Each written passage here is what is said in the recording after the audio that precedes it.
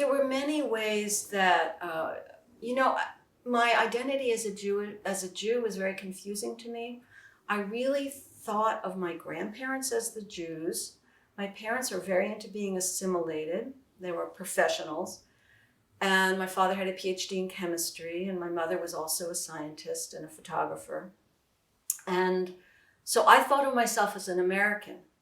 But, you know, there were all these contradictions. So when I was 4, so when I was born, we lived in a university housing. My father was a student at Rutgers in New Jersey. And we lived in a little cabin that was married student housing. I mean, there was a bunch of cabins, you know. But when we moved when I was 4 to this little town in New Jersey, where we were the only Jews.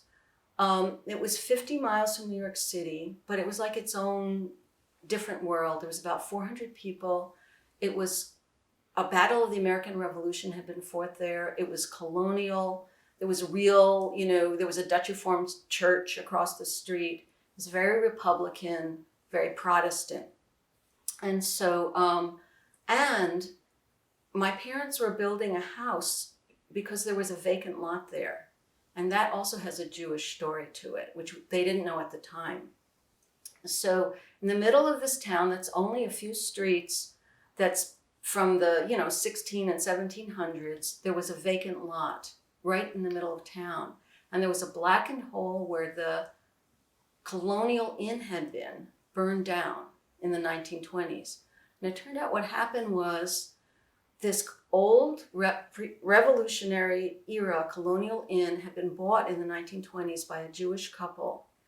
And they were fixing it up to run it as an inn. And just before they were going to move in, it got burned to the ground, probably by the Ku Klux Klan, because they were Jews. What happened was, the reason I know this is my father, there was one man in town, Mr. Brezniak, who was a Slovak. He was Catholic, one of the few Catholics in town, and he was an immigrant.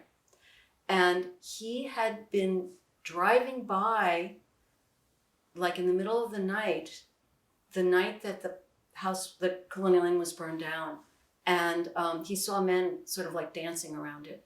And I later looked up, and there was a Ku Klux Klan in New Jersey, and they were very anti-Jewish and very anti-Black people.